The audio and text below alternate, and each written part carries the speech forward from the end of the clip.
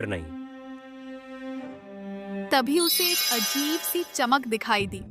चमक इतनी तेज थी कि उसकी आंखें चौंधिया गईं। वह धीरे धीरे उस चमक की ओर बढ़ा। जैसे जैसे वह पास आता गया, चमक और तेज होती गई।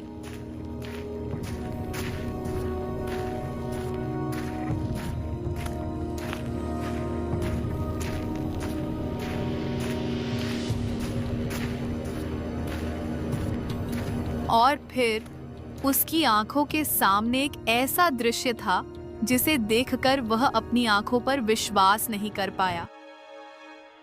उसके सामने एक विशालकाय पेड़ खड़ा था। उसकी पत्तियां हरे रंग की नहीं थीं, बल्कि वे सुनहरी आभा लिए हुए थीं, जैसे वे सोने की बनी हों। पेड़ का तना इतना मोटा था कि उसे 10 लोग भी मिलकर नहीं घेर सकते थे। पेड़ से एक अजीब सी मधुर ध्वनि आ रही थी, जैसे वह कोई गीत गा रहा हो। ये ये क्या है? क्या यही वह पेड़ है जिसके बारे में साधु महाराज ने बताया था?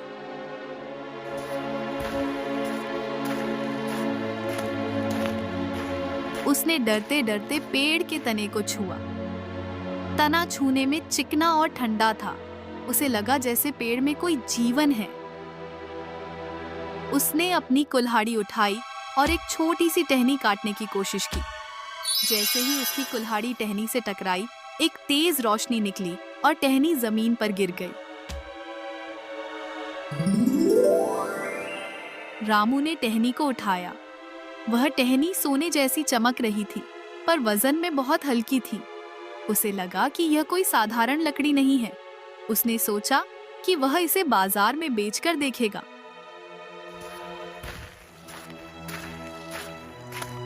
वह खुशी खुशी उस टहनी को लेकर गांव की ओर भागा। उसे पता था कि अब उसे रास्ता ढूंढने में कोई दिक्कत नहीं होगी, क्योंकि पेड़ की चमक उसे दूर से ही दिखाई दे रही थी। बाजार पहुंचकर रामू ने उस सुनहरी टहनी को एक जौहरी के पास ले गया।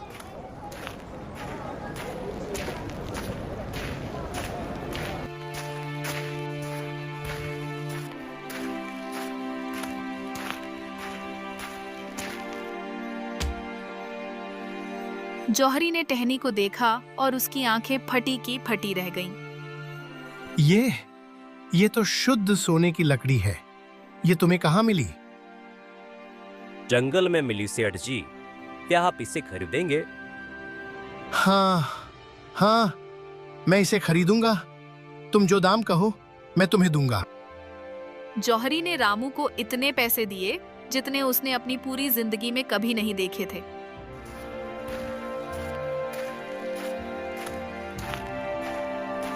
रामू ने तुरंत उन पैसों से मोहन के लिए सबसे अच्छी दवा खरीदी और उसने एक अच्छे वैद्य को बुलाया।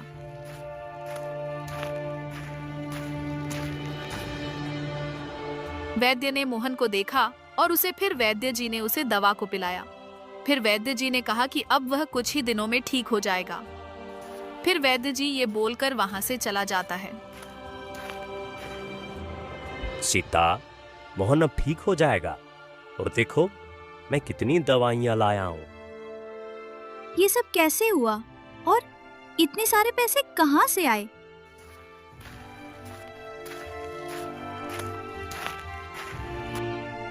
मुझे जंगल में एक रहस्यमयी पेड़ मिला था सीता।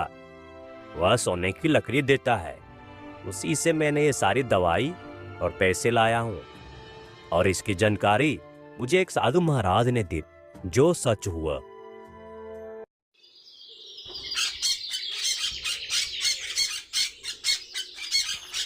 अगले कुछ दिनों तक रामू हर सुबह जंगल जाता।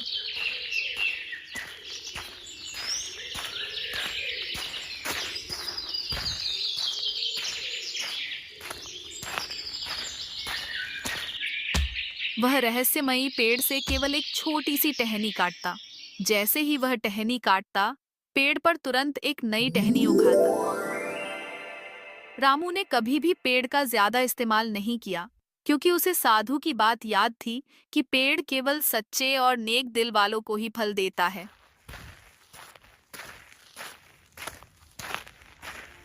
रामू ने पैसे को जमा करके उसने सबसे पहले साहूकार का कर्ज चुकाने के लिए जाता है। रामू, इतने पैसे? तुम तो बहुत अमीर हो गए हो। यह सब आपकी कृपा है साहूकार जी।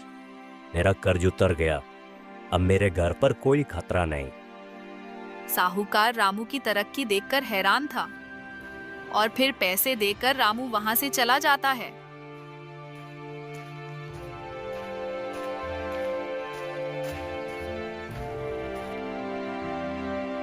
पिताजी, आप सबसे अच्छे हैं। मुझे अब बुखार नहीं है। और रामू के बच्चा मोहन भी अब तक ठीक हो चुका था। रामू अपने परिवार को खुश देखकर बहुत संतुष्ट था।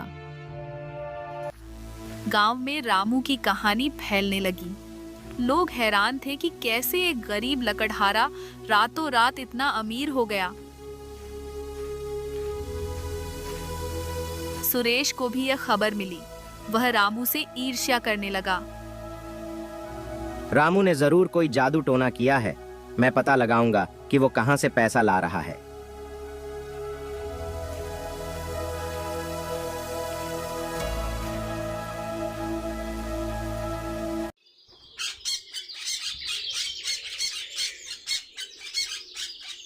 एक दिन उसने रामू को जंगल के उस रहस्यमयी हिस्से की ओर जाते देखा। वह रामू के पीछे पीछे छिपकर चलता रहा। सुरेश ने रामू का पीछा करना शुरू कर दिया।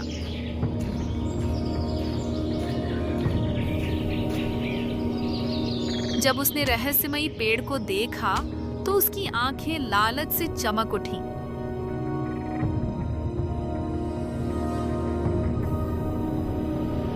तो ये है रामू के धन का रहस्य। ये पेड़ तो मेरा है। मैं इसकी सारी लकड़ी काट लूंगा और गांव का सबसे अमीर आदमी बन जाऊंगा। इतना देख सुरेश वहां से चला जाता है।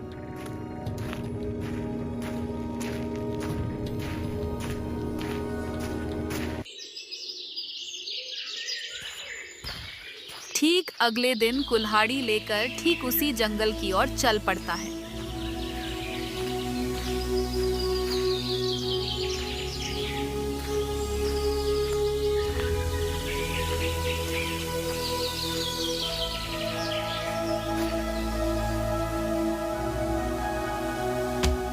पेड़ के पास पहुंचकर सुरेश ने अपनी कुल्हाड़ी उठाई और पेड़ पर वार करने लगा। पर जैसे ही उसकी कुल्हाड़ी पेड़ से टकराई, पेड़ से कोई रोशनी नहीं निकली, बल्कि एक तेज गर्जना हुई और पेड़ से आग की लपटें निकलने लगी। सुरेश डर के मारे पीछे हट गया। पेड़ की सुनहरी पत्तियां मुरझाने लगी। रामू ने यह सब दूर से देख रहा था। वह समझ गया कि सुरेश ने पेड़ का अपमान किया है। सुरेश, यह पेड़ केवल ईमानदारी और नेक नियत वालों को ही फल देता है। लालच से यह तुम्हें कुछ नहीं देगा। सुरेश शर्मिंदा होकर वहां से भाग गया। पेड़ की चमक धीरे धीरे वापस आने लगी, पर वह पहले जैसी तेज नहीं थी। रामू समझ गया कि पेड़ को नुकसान पहुंचाया गया है। उसने पेड़ से माफी मांगी और वादा किया कि वह हमेशा उसकी रक्षा करेगा। रामू अब केवल अपने लिए नहीं जीता था। उसने गांव के अन्य गरीब लोगों की मदद करना शुरू कर दिया। उसने साहूकार से बात की और गांव के उन लोगों का कर्ज चुकाया जो साहूकार के चंगुल में फंसे थे। रामू भाई, तुमने मेरी जान बचा ली। साहूकार मेरा खेत छीनने वाला था। तुमने मेरे बच्चों को भूखा मरने से बचा लिया। एक दिन सुरेश रामू के पास आया। वह बहुत शर्मिंदा था।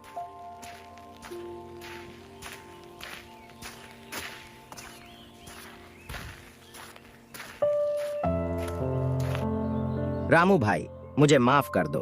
मैंने तुम्हारी ईमानदारी का मजाक उड़ाया और लालच में आकर पेड़ को नुकसान पहुंचाने की कोशिश की। तुमने मुझे सही सबक सिखाया। कोई बात नहीं सुरेश, गलती सबसे होती है। बस अब ईमानदारी से काम करना और कभी लालच मत करना। रामू ने सुरेश को भी कुछ पैसे दिए ताकि वह अपना काम फिर से शुरू कर सके। सुरेश ने रामू का धन्यवाद किया और एक नया जीवन शुरू किया। रहस्यमयी पेड़ जंगल में एक रहस्य बना रहा।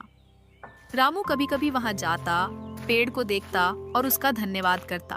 उसने कभी किसी को पेड़